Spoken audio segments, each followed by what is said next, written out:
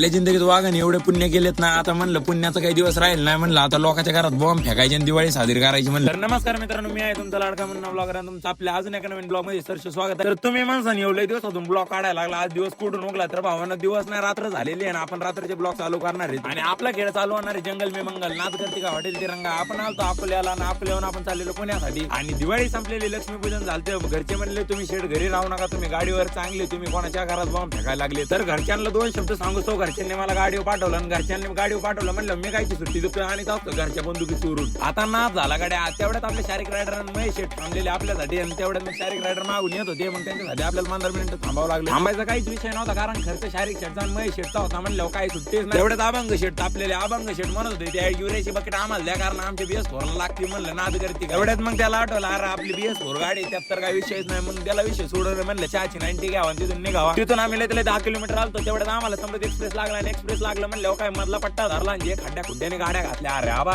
तेवढ्यात मग या भाऊची गाडी खाली गेली. ते पाहून म्हणलं अरे बाप, ड्रायव्हरला एकदम बेकार. म्हणलं काय फायदा नाही ड्रायव्हिंग क्षेत्रात येऊन. आणि मला सकाळी 4 वाजता वेके ब्लॉगरची आठवण आली. तो म्हणला बघा, आमच्या रोडने जर टू व्हीलर गेले तर तुमच्या चड्डीची चाळणी होणार आहे. आणि हे खरं आहे बरं का. त्यामुळे लग्न रॉंग साईडने चाललेले. आणि त्यानंतर आलतो जयमल्लार हॉटेलवर नाश्ता वगैरे केला. सकाळी म्हणलं भूक लागलेली, आपल्याला थांबायचं नव्हतं म्हणून आपण पटापट नाश्ता केला आणि तिथून निघलो. आपल्याला पुण्यात जायचं होतं लवकर खाली करायला. तेवढ्यात प्लॅन मध्ये चेंजेस झाले नाही का. आधी म्हणलं घरी जाऊ, आंघोळ करून मग खाली करा जाऊ. तेवढ्यात आलो सुप्यात भाई खायला प्यायला घेतलं. म्हणलं नाद करते काय, आणि हे नाद करते काय डायलॉग भाई आपल्या तोंडातून एनी टाइम निघतो भाई. आता गड्या नाद झालेला दिसतोय बघा. सकाळ झाली आणि सकाळी आपल्या पुण्यातला पाऊस झालेला दिसतोय ना. आपला पुन्हा म्हणजे सगळ्यांचा बरं का, माझा स्वतःचा नाही. आता जर स्वतःचा असता ना भाई, मी इतकं माझं केलं असतं ना, त्यात तर काही विषय नाही. त्यानंतर आलतो घरी.